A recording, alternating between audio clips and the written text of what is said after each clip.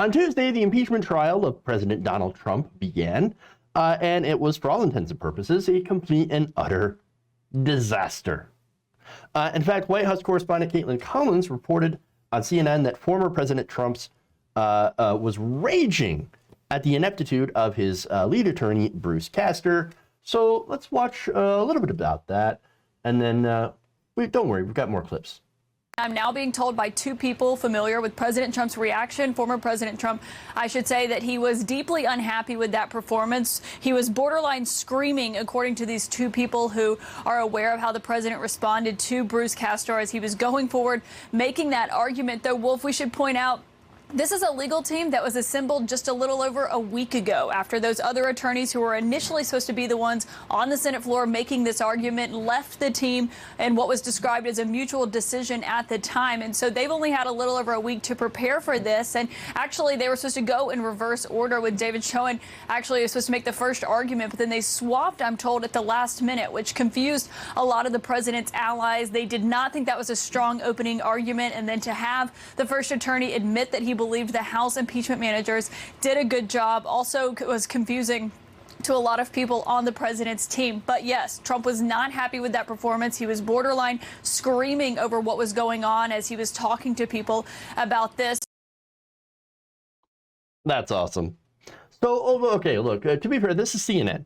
Now, CNN's obviously biased against Donald Trump, right? So why don't we, in the interest of fairness, give you some things, some videos, some examples of Castor making his defensive arguments in favor of course, exonerating the president. So we'll go to that video. Buckle up. I don't know about off the top of my head, but each one of them, once there was the vacuum created that the greatest deliberative bodies, the Senate of Greece and sitting in Athens, the Senate of Rome, the moment that they devolved into such partisanship, it's not as though they ceased to exist. They ceased to exist as representative democracy, both replaced by totalitarianism. You know, it's funny, this is an aside, but it's funny. You ever notice how when you're talking or you hear others talking about you when you're home in your state, they will say, you know, I talked to my senator, or I talked to somebody on the staff of my senator. It's always my senator. Why is it that we say my senator? We say that because the people you represent are proud of their senators. I'll be quite frank with you. We changed what we were going to do on account that we thought that the House manager's presentation was well done. We are generally a social people. We enjoy being around one another. Senators of the United States, they're not ordinary people. And boy, this is a diverse group. We still know what records are, right? On the thing you put the needle down on and you play it. I worked in this building 40 years ago. I got lost then, and I still do. No kidding. Getting lost. It seems like you were lost that entire time. And again, those are just snippets of his, of his arguments. And I don't know. It was a disaster. It was a disaster. I'm guessing, what was your strategy? Was it to confuse people into acquitting the president? Are they running the Chewbacca defense? Like, I don't know, if Chewbacca's a Wookiee, and it's from Endor, though, then, you must acquit. Well, Chewbacca's not from Endor, but you know what I mean. I mean, it's ridiculous. Now, not only did Donald Trump apparently ban his performance because it was god-awful, but even on the right, they were less than impressed. In fact, here's Alan Dershowitz, who was part of Donald Trump's legal team during his first impeachment trial. He's talking to Newsmax, and he said this, quote, "There is no argument. I have no idea what he's doing." I have no idea. What are you doing, man? What are you doing? Talking about ancient Greece? What? All right. So Washington Examiner chief political correspondent Byron York also described his speech on Twitter as, quote, "a waste of time." And conservative pollster Frank Luntz criticized both the optics and the substance of the presentation. And one more thing, of course, by the way, that probably pissed off Donald Trump, going back to him, is that in the middle of this, he actually also admitted something that Donald Trump hasn't admitted, that he legitimately lost the election. In fact, here's that. The reason that I am having trouble with the argument is the American people just spoke, and they just changed administrations. So in the light most favorable to my colleagues on the other side of the aisle here, their system works.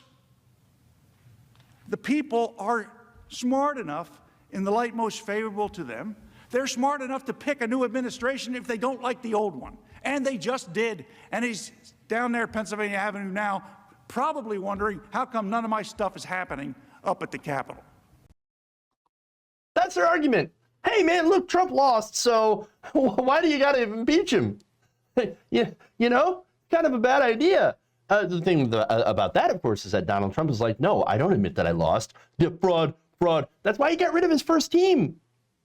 I know they said it was like they all made the decision to split because of differences. Well, the difference is he keeps saying, no, I want you to argue that there was massive voter fraud, which didn't exist. I want you to argue that. And, you know, that's it. That's my defense, is that it was stolen from me. And they said, well, sir, we can't do that. That's not a legitimate defense. What we're going to do is we're going to argue about the constitutionality of impeaching a president after he's no longer in office, which hasn't been done before. And so that's the argument apparently that they're going with. And that's why President Trump is apparently really, really mad right now. And so, but here's the thing, though. And let me get real cynical with y'all. All right, this is real talk, okay? I think Castor knows that Republicans aren't going to vote to convict Donald Trump. Are you kidding me? No.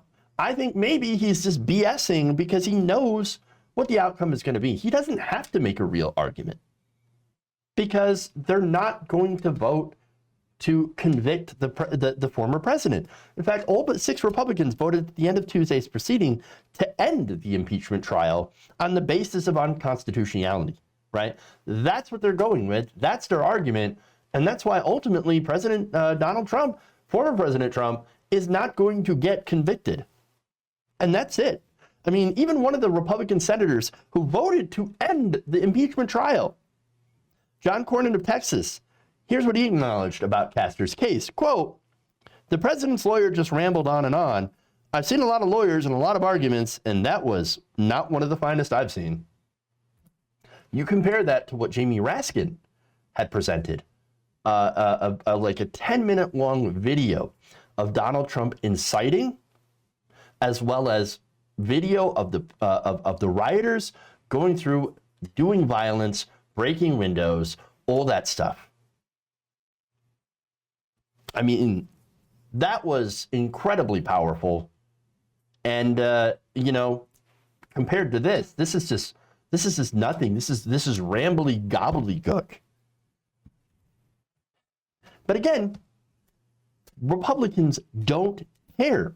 Cornyn still voted to end the trial, meaning that no matter what argument they use and how powerful evidence that the Democrats bring forward in video or whatnot, they're still going to back Donald Trump. You need 2/3 to convict, and it's not going to happen. Again, he could use the Chewbacca defense and still win because Republican politicians will put their loyalty to Donald Trump and their careers, most importantly, over anything and everything else.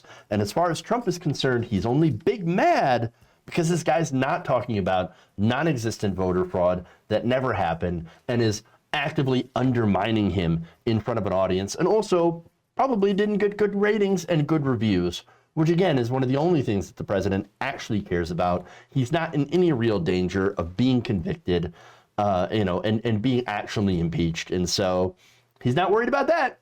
It's always about the optics, and that's all that matters. If you enjoyed this video, please give us a like and share with your friends. You can subscribe and help out the channel by becoming a patron. It's patreon.com/Jeff Waldorf, or you can become a channel member as well by hitting the join button below.